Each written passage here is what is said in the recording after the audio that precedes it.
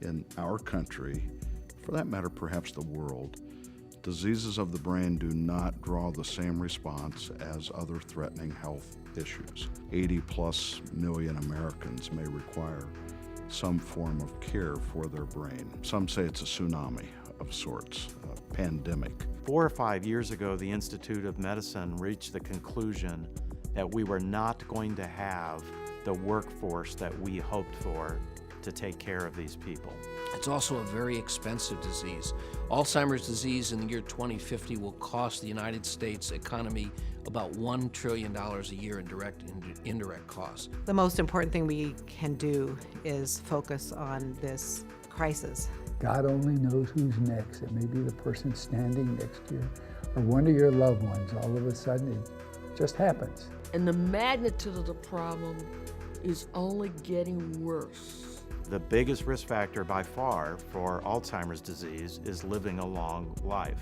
The life expectancy is so much longer and has so many more problems that go along with it. If you didn't die of a heart attack when you were 40, and you didn't die of a stroke when you were 50, and you didn't die of cancer when you were 70, now you've lived long enough for your brain to become the weakest link. The brain is a critical organ that we're often missing in frontline primary care setting. Their care is often fragmented across multiple parts of the healthcare system, fragmented across their community. Mental health and physical health are inextricably linked. This is one of the few diseases that may impact the caregiver as much, if not more, than the patient. I work in the emergency department clinically. The saddest disease that I ever take care of is schizophrenia. And I say that not only because the effect that it has directly on the patient, but because of the way it affects their family and everybody around them.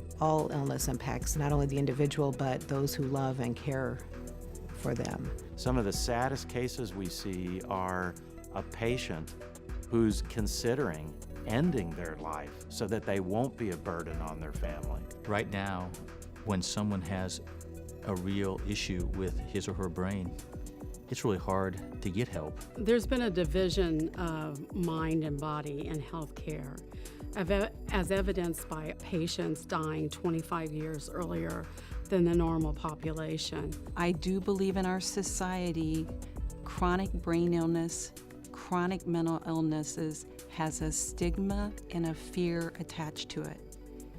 And we have to get past that. We treat brain health as if you're sick by choice. There's been this unwillingness, even at younger ages, to offer a diagnosis for fear of stigmatizing a young person. Close to 50% of older adults are undiagnosed with their cognitive problems. With Dr. Malaz Bustani and with Margie Payne and the Midtown Mental Health team, we have expertise in our community that I know that people do not know about. We could have made it a better experience for them. And at any given time, 25% of the population is suffering from a severe mental illness in our country. We need to be talking about that. One lady told me it would have been easier if her daughter had cancer than being bipolar, because she can't share that with people. I think I started noticing symptoms when I was 18. I was just like closing myself up in a dark room. I didn't know what I was going through. So many people are in the shadows.